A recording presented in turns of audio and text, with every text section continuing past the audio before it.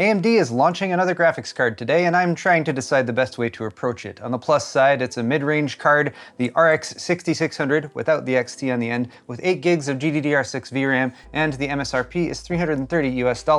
On the minus side, the GPU shortage continues, and realistically, I do not expect anyone to be able to buy one of these cards at a retail store or online for anywhere close to that, even for a base level model like the PowerColor Fighter that I'm reviewing today. The RX 6600 XT that launched about 2 months ago supposedly had more stock available than the other GPU launches of late, and while that did appear to be true, it still wasn't enough to fulfill demand, so they're still selling for close to double their $380 MSRP. So I'm going to ignore the stock situation and the pricing situation until the end of this video and focus on the RX 6600 performance versus the NVIDIA RTX 3060 and 3060 Ti, and since my 6600 XT review from 2 months ago was waylaid by ninjas who triggered catastrophic hardware failure in my test bed, I'll be bonus reviewing this card too. So here's a closer look at the Radeon RX 6600 XT Red Devil and the RX 6600 Fighter, both from PowerColor. Excellent! Today's video is brought to you by Be Quiet, maker of premium PC components, but you don't have to pay a premium price to access their gear. Consider the PureBase 500DX case, available in black or white with tasteful RGB accents, and 3 PureWings 2 140mm fans included. The PureRock Slim 2 CPU cooler is a huge step up from stock cooling, handling up to 130-watt TDP processors with a whisper quiet 92mm fan, and the PurePower 11 FM power supply lineup is fully modular and 80+ gold rated to silently power your rig for years to come. For more on Be Quiet's family of products, click the sponsor link in the video description.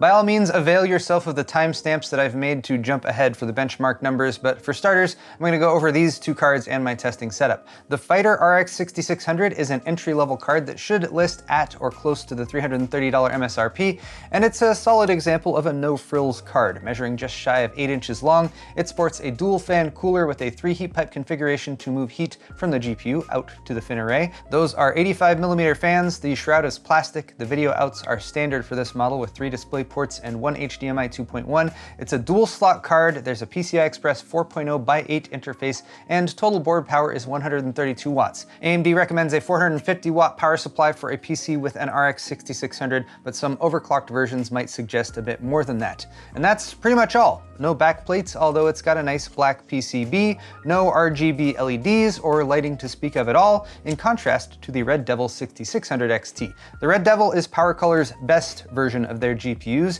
and you can find Red Devil cards going all the way up to the 6900 XT Ultimate that I used in my all AMD build a couple weeks ago. This card uses dual 100mm fans and a beefed up triple slot cooler with 4 nickel-plated heat pipes and a large nickel-plated copper base. For stability and overclocking, the PCB uses an 8+2-phase VRM design with high polymer solid caps, and there's an 8-pin plus a 6-pin PCIe connector versus the single 8-pin on the RX 6600. Beyond that, the card features a dual VBIOS setup with a physical switch. By default, there's a silent option, but you can reflash either one to your preference. And of course, there are RGB LEDs. I'm just showing the default red here, but I think these Red Devil cards have a distinct and, dare I say, badass look to them, which is tough to pull off in a market saturated with a lot of really similar designs. The GPU itself for both cards is the Navi 23, specifically the Navi 23 XL for the 6600 and the Navi 23 XT for the 6600 XT, built with TSMC's 7nm lithography and sporting 1792 shader units for the 6600 and 2048 for the 6600 XT. More details on the chart if you want to compare, but both cards ship with the same 8GB GDDR6 VRAM configuration on a 128-bit bus with an effective data rate of 16 gigabits per second. For comparison, I have NVIDIA's 2 least expensive 30 series cards, the RTX 3060 represented by the EVGA XC Black and the RTX 3060 Ti Founders Edition. Please note that I'm including launch prices here, but I'll compare them to street prices later in the video as well. Moving on to my test setup, all tests were run on this test system with a Gigabyte Aorus Master X570 motherboard, a Ryzen 9 5900X 12-core CPU running with Auto OC and PBO enabled, cooled by an NZXT Kraken X62 280mm all-in-one CPU cooler. Memory is a 32GB G.Skill Trident Z Neo DDR4 3600 cast latency 16 kit, meaning the RAM and Infinity Fabric are both running at 1800 MHz, and we're on the latest version of Windows 10 with the latest GPU drivers from AMD and NVIDIA.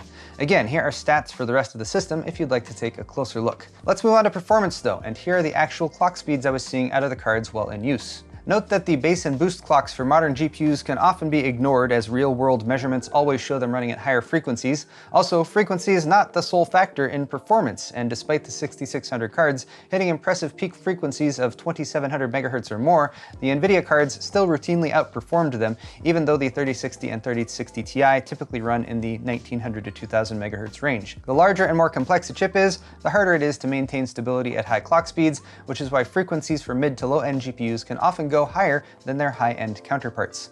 Let's dive into some benchmark numbers next. We begin with 3D Mark Temps by Extreme, which is a synthetic benchmark from 3D Mark, their DirectX 12 test, and here the 6600 XT's graphics score was about 18.4% faster than the 6600.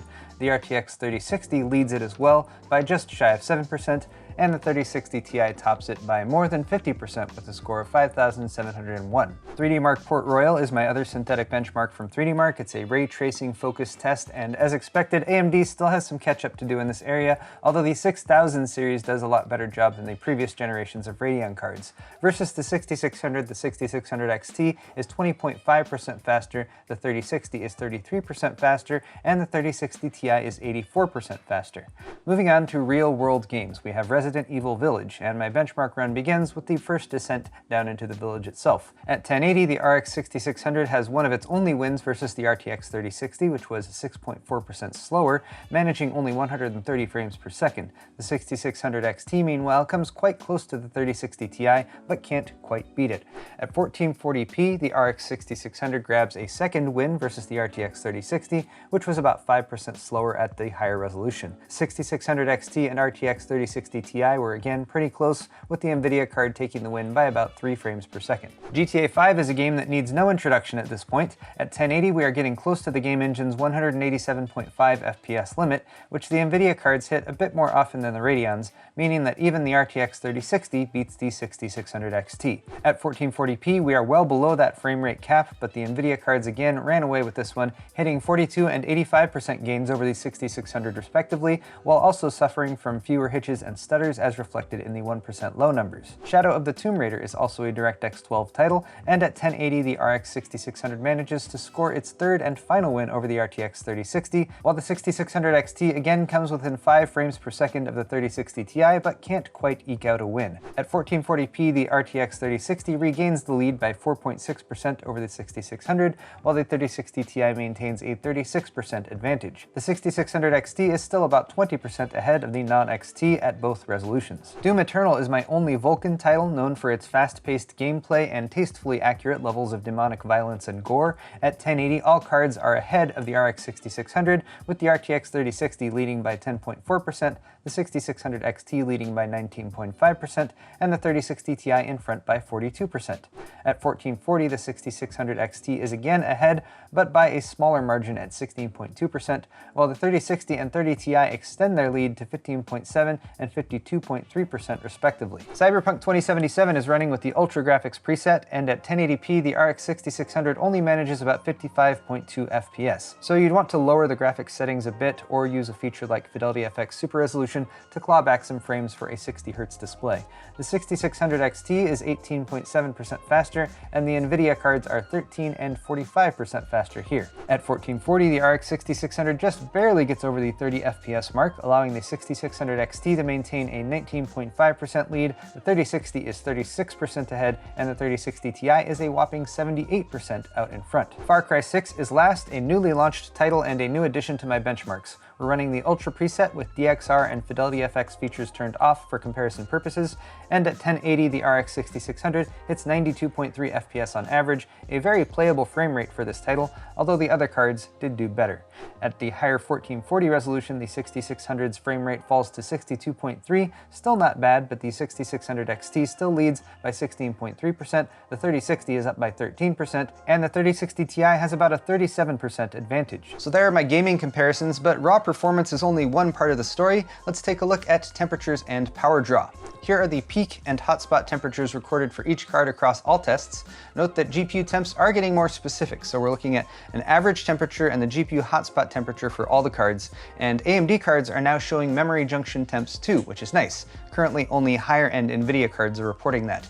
The max temp for the RX 6600 Fighter was 71C with a hotspot temp of 85. The 6600 XT Red Devil was much the same, 72C max and 86 on the hotspot. The beefed-up Red Devil cooler seems to have primarily helped with memory temps, which stayed about 12 degrees cooler versus the 6600 Fighter. The EVGA RTX 3060 XC Black stayed the coolest here, but all cards are well within tolerable temperature ranges while maintaining a nice, quiet sound profile. Here are my power draw numbers, and here is where AMD's cards have a significant edge over NVIDIA, both at peak and on average. The RX 6600 and 6600 XT managed to stay below the RTX 3060's power draw, pulling 250 watts on average for the whole system with the 6600 and 285 watts for the 6600 XT.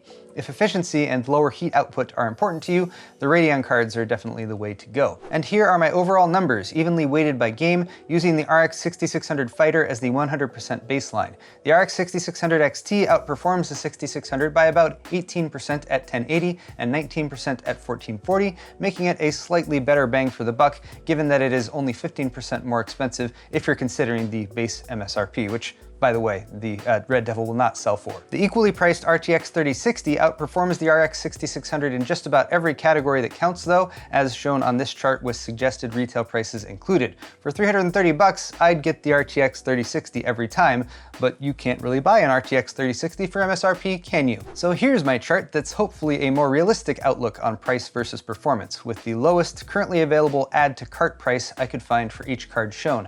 I estimated the 6600's street price based on current listings for the 6600 XT, which at $630 minimum is selling for about a 66% markup from its base price of $380. And you might think I'm about to say that with these street prices in mind, the AMD cards look like a better option versus NVIDIA, and that you should buy them. But I actually think that all these prices are absurd for cards designed for 1080 gaming, and I don't think you should buy any of them. In fact, I think you should be insulted that AMD held back on even telling us reviewers what the price would be for this 6600. It was rumored to be $300, but AMD told us it would be $330 just 48 hours prior to the embargo lifting. Because just look at the numbers versus the RTX 3060. There's no way they would have the testicular fortitude to price the 6600 at 330 bucks in a sane market. So just like the retailers, the third-party resellers, supply chain middlemen, product managers, and scalpers up and down the supply chain right now, they are taking advantage of this shortage to boost their profits and their bottom line. And it will work, and people will buy them,